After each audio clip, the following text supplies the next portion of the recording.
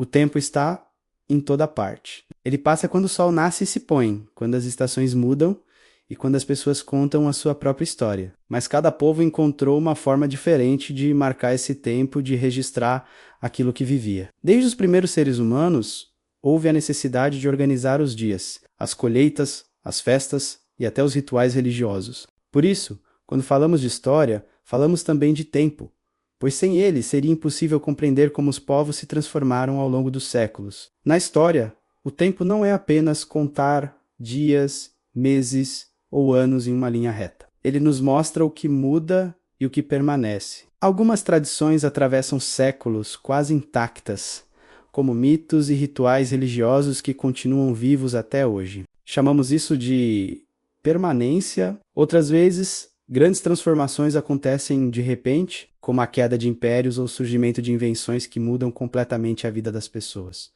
Esses momentos são as rupturas. Além disso, o tempo histórico nos mostra que diferentes povos não viveram da mesma forma ao mesmo tempo. Enquanto algumas sociedades já construíam cidades imensas e complexas, outras ainda viviam de modo tribal, com hábitos muito diferentes. Isso nos ajuda a entender que a humanidade nunca caminhou de maneira uniforme, mas sim em trajetórias diversas que muitas vezes se cruzaram. Para organizar a vida em sociedade, surgiram os calendários, que são como mapas do tempo. Cada povo criou o seu. Os egípcios observavam o rio Nilo e o movimento das estrelas para marcar os anos, relacionando o tempo à cheia e à fertilidade das terras. Os maias desenvolveram um dos calendários mais avançados da antiguidade, baseado em ciclos que uniam religião, astronomia e matemática. Os chineses misturavam os ciclos da lua e do sol, criando uma contagem própria que influenciava desde as plantações até as festas tradicionais. Já o calendário que usamos hoje, chamado gregoriano,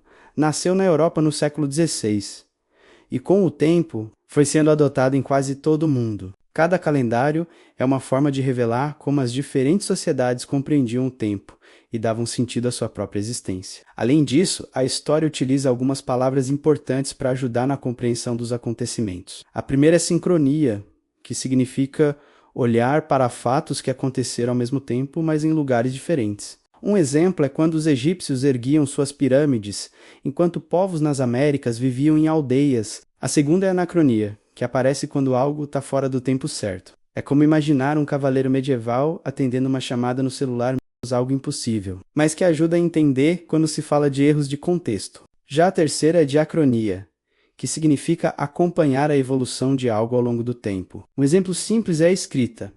Ela começou com desenhos em cavernas, depois passou para símbolos, alfabetos, e por fim chegou até os livros digitais e as telas que usamos hoje. O tempo histórico, portanto, não é apenas a contagem fria das horas ou dos dias.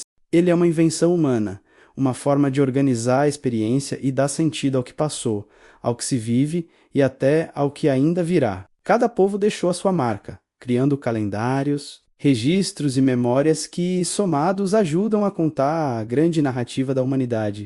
Entender essas diferentes formas de medir e viver o tempo é compreender que a história não é apenas sobre fatos distantes, mas também sobre a maneira como a humanidade aprendeu a se ver dentro dele.